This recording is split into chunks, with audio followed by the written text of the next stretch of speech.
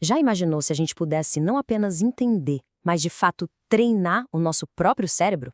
Hoje, a gente vai mergulhar numa tecnologia simplesmente fascinante que faz exatamente isso e o melhor, de uma forma totalmente não invasiva.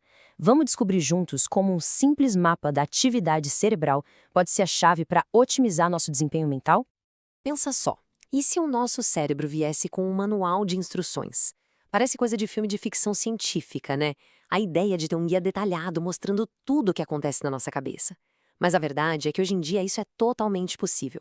A gente pode ter um retrato super preciso de como o cérebro funciona, o que abre portas para um nível de autoconhecimento e de melhora que, sinceramente, era impensável até pouco tempo atrás. Bom, então vamos começar pelo começo, certo? Antes de pensar em qualquer treinamento, o primeiro passo de todos é criar um mapa. É a fase de avaliação, onde a gente vai, basicamente, tirar a planta baixa da atividade elétrica do cérebro. E olha, um ponto super importante aqui é a segurança. Essa avaliação inicial é um procedimento 100% seguro, tá? Ele é indolor, não é invasivo, não tem risco nenhum dano, nem qualquer tipo de desconforto. É, na essência, como se a gente estivesse só ouvindo o que o cérebro está fazendo no seu estado mais natural.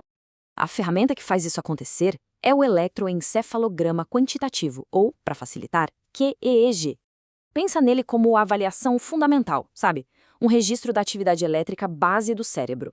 Ele mostra pra gente como o cérebro se comporta naturalmente, sem estar focado em alguma tarefa específica.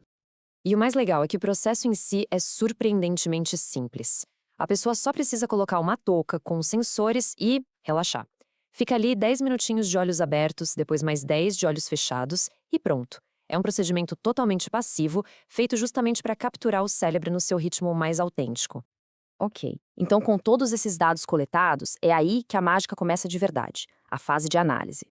É nesse momento que os sinais elétricos brutos são traduzidos em informações valiosíssimas sobre como o cérebro de cada um funciona. Essa etapa é como se a gente estivesse decifrando um código secreto, a linguagem própria do cérebro. Aqueles padrões elétricos são processados e analisados para revelar o funcionamento interno da mente de um jeito que a gente possa finalmente entender e usar isso a nosso favor. Agora, a parte realmente fascinante é o que os especialistas procuram. Não é só um número solto.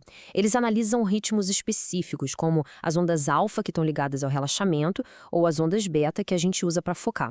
Eles procuram por desequilíbrios, sabe? Áreas que estão trabalhando demais ou de menos. E aí comparam tudo isso com um banco de dados enorme para identificar desvios que podem explicar, por exemplo, uma dificuldade de concentração ou uma ansiedade.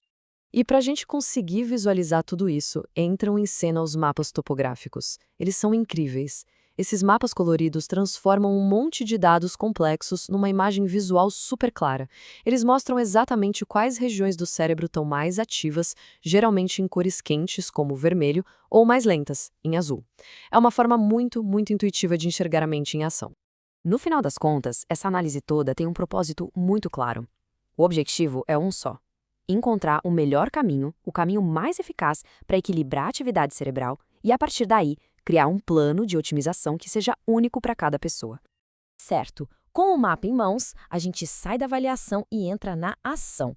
Agora vamos para a fase de treinamento ativo, uma técnica poderosa que é conhecida como neurofeedback.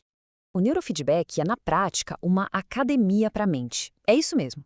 É um método que usa um feedback instantâneo para ensinar o próprio cérebro a se autorregular, a funcionar de um jeito mais equilibrado, mais eficiente, tudo com base naquelas metas que foram traçadas lá no mapa inicial, lembra?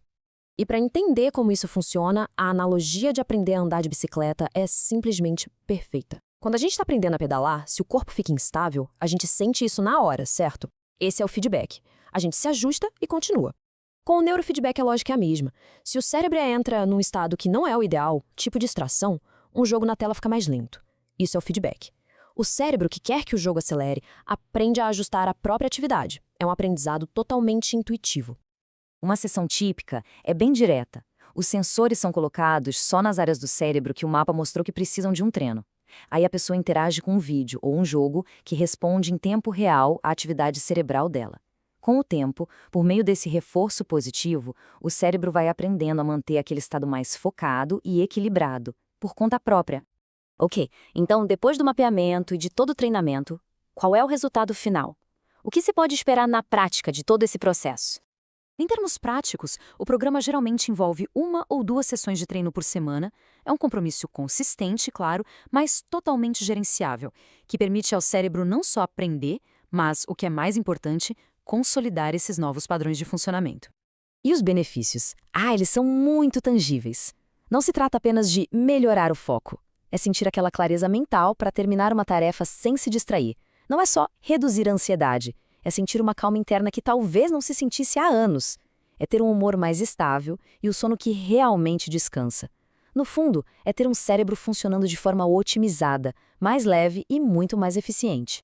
E o ponto crucial aqui é que isso não é um conserto rápido ou temporário.